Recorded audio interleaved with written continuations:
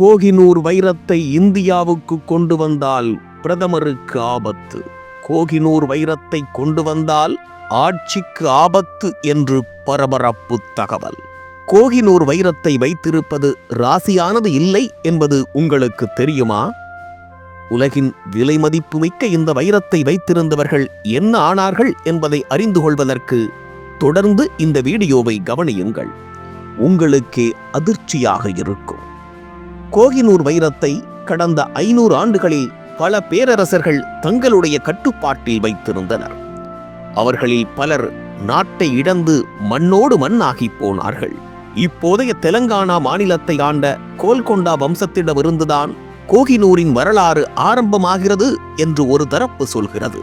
இந்துக்கள், மங்கோலியர்கள், பாரசீகர்கள், ஆப்கானியர்கள், சீக்கியர்கள், பிரிட்டிஷ்காரர்கள் என்று பலருடைய கைகளில் மாறிய கதை கோஹினூர் வைரத்துக்கு உண்டு. பல்வேறு மன்னர்களின் கையில் இருந்த கோஹினூர் வைரம் பஞ்சாபை ஆண்ட மன்னர் ரஞ்சித் சிங் வசம் வந்து சேர்ந்தது. அடுத்த சில ஆண்டுகளில் ரஞ்சித் சிங், அதாவது 1839ஆம் ஆண்டில் திடீரென மரணமடைந்து விட்டார். அதற்கு பிறகு பஞ்சாபில் ஆட்சிக்கு வந்த துலிப் சிங் என்ற 11 வயது சிறுவனின் கைக்கு மாறியது கோஹினூர் வைரம். கடந்த 1840ஆம் ஆண்டுகளில் இந்திய நிலப்பரப்பு பிரிட்டிஷாரின் முழு கட்டுப்பாட்டுக்குள் வந்தது. அப்போது கவர்னர் ஜெனரலாக இருந்தவர் டல்ஹௌசி பிரபு. அவர் கடுமையான மிரட்டல்களை விடுத்து துலிப் சிங்கிடமிருந்த கோஹினூர் வைரத்தை கைப்பற்றினார். டல்ஹௌசி தனக்கு கிடைத்த கோஹினூர் என்ற அரிய வைரத்தை பிரிட்டிஷ் மகாராணி விக்டோரியாவுக்கு அனுப்பி வைத்து நல்ல பெயர் பெற்றுக் கொண்டார். மகாராணிக்கு உலகத்தின் மதிப்புமிக்க வைரத்தை அணிவதில் மிகவும் பெருமையாக இருந்தது. அவர் அதை அணிந்து கொண்டு தினமும் அழகு பார்த்து மகிழ்ந்தார். விக்டோரியா மகாராணியின் மகிழ்ச்சி வெகு நாட்கள் நீடிக்கவில்லை. பென் அண்ட் பென்சில் என்ற லண்டன் பத்திரிகை கோஹினூர் வைரம் அதனை வைத்திருந்தவர்களுக்கு அழிவை தேடித் தந்திருக்கிறது, குறிப்பாக ஆண் மன்னர்களின் ஆட்சியை பறித்து அவர்களை மரணக்குழிக்குள் தள்ளிவிட்டுள்ளது, உலகத்தின் பெருமைமிக்க வைரம் என்றாலும் அதன் பின்னணியில் குற்றங்களும் கொலைகளும் நிறைந்திருக்கிறது என்ற கட்டுரையை வெளியிட்டது. கோஹினூர் வைரம் பற்றிய தகவல் தீயாக பரவியது. அது உலகத்தின் புகழ்பெற்ற வைரம் மட்டுமல்ல, உலகத்தின் ஆபத்தான வைரமும் கூட என்ற தகவல் இங்கிலாந்து நாட்டு மக்களை அச்சம் கொள்ளச் செய்தது. கோஹினூர் வைரம் முழு நாட்டையும் அடித்துவிடும் என்ற நம்பிக்கை இந்தியாவில் இந்துக்களிடம் நிலவுகிறது.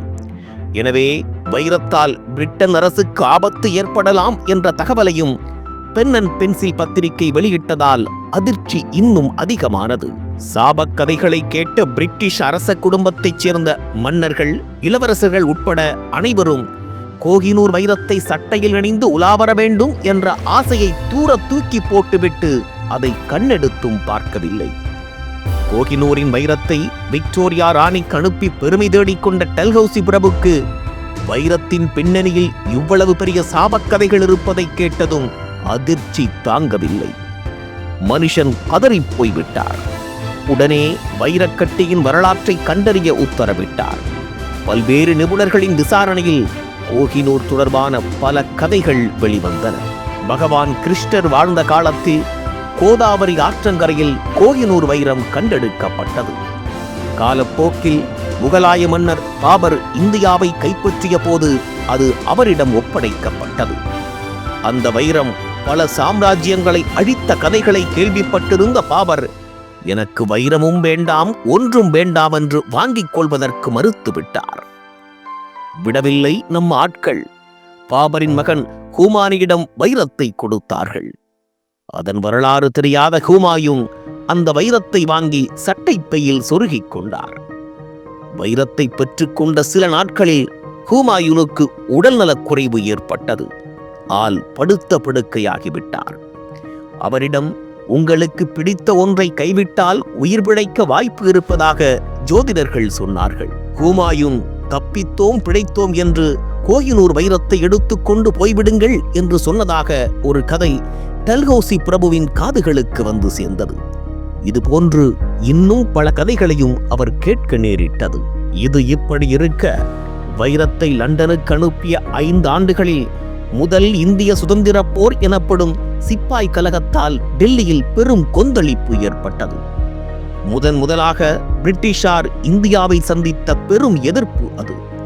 உடனே கோஹினூர் வைரம் பிரிட்டிஷ் அரச குடும்பத்தில் இருப்பதால் தான் இந்தியாவில் சிப்பாய் கழகம் உண்டதாக கதை ஒன்று ரெக்கை கட்டி பறந்தது.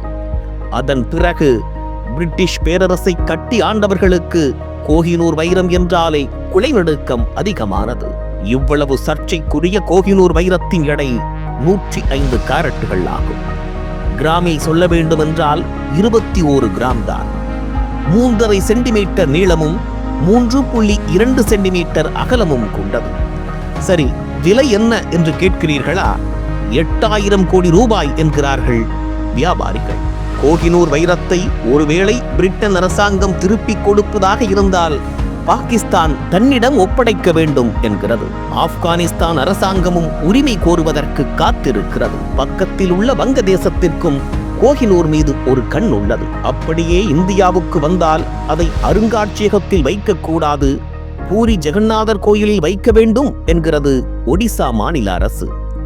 கோதாவரி ஆற்றங்கரையில் கிடைத்ததாக கதை ஒன்று உள்ளதால் தங்களிடம் ஒப்படைக்க வேண்டும் என்று ஆசைப்படுகிறது தெலங்கானா அரசு.